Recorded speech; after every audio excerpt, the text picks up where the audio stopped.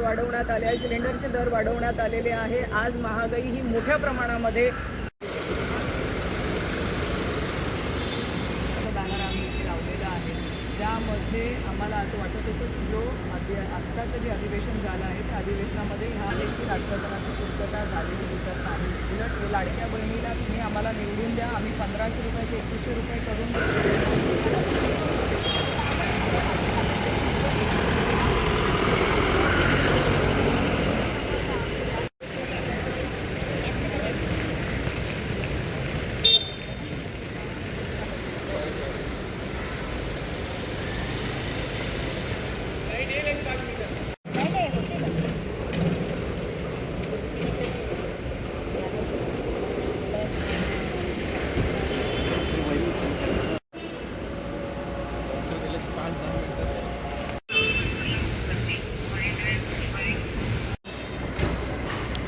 बहुमताची झाली तजवीज, सरकार झालंय 420 म्हणण्याची वेळ आता आमच्यावरती आलेली आहे। कारण निवडणुकीच्या काळामध्ये सरकारने ज्या ज्या घोषणा दिलेल्या होत्या त्या सगळ्या घोषणांची आठवण करून देण्यासाठीचं बॅनर आम्ही इथे लावलेलं आहे। हे जे बॅनर इथे लावलंय हे पोलीस यंत्रणेच्या माध्यमातून काढून टाकण्यासाठी पोलिसांना इथे पाठवण्यात आलंय। माझी सरकारला विचारणा आहे की हे बॅनर फक्त तुम्ही निवडणुकीच्या काळामध्ये जे लोकांना भूलथापा देऊन त्यांना खोटी आश्वासनं जी दिली होती त्या आश्वासनांची आठवण करून देण्यासाठीचं बॅनर आहे। पण हे बॅनरच्या वर उत्तर देण्याऐवजी तुम्ही पोलीस यंत्रणेकडून जो दबाव तयार करण्याचा प्रयत्न करतायत याला आम्ही भीक घालत नाही। आम्ही अजूनही या बॅनरच्या माध्यमातून तुम्ही दिलेल्या आश्वासनांचं काय झालं हा प्रश्न विचारतो आहे। ज्या माझ्या लाडक्या बहिणींना तुम्ही 2100 रुपये देणार हे खोटं आश्वासन दिलं होतं, त्या आश्वासनांचं काय झालं?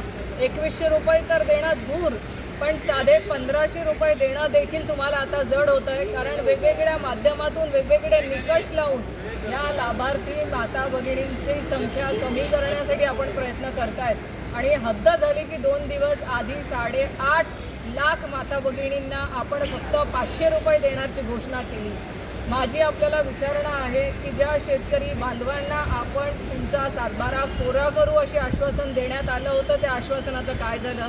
ते आश्वासन पूर्ण करणं तर दूर, पण 31 मार्चच्या आधी तुम्ही कर्ज भरा हे सांगणारे तुमच्या सत्तेतले उपमुख्यमंत्री महोदय हे वक्तव्य कसं करू शकतात? कारण तुम्ही सरकारमध्ये असताना आम्ही सातबारा कोरा करूचं आश्वासन निवडणुकीच्या वेळेस त्यांना दिलं होतं।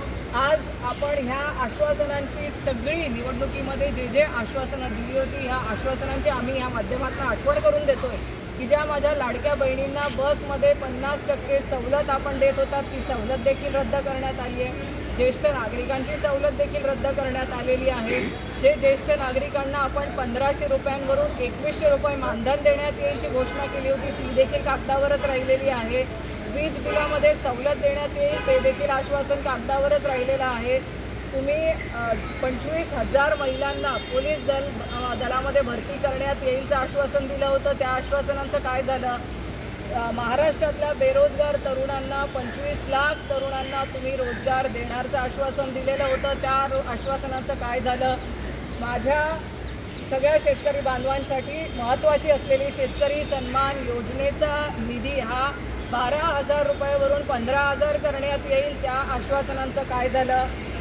त्याचबरोबर अंगणवाडी आणि आशा सेविकांच्या 15,000 वेतनासंदर्भामध्ये काय झालं?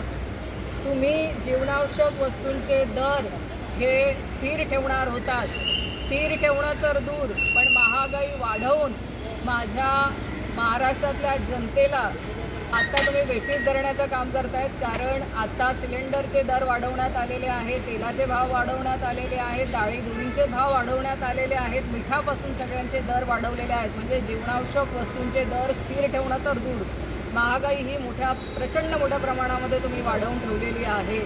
तुमची मेजॉरिटी झाली म्हणजे तुमच्या बहुमताचं झालं आहे तजवीज आणि आत्ता तुम्ही झालाय 420 जे आम्ही म्हणतोय.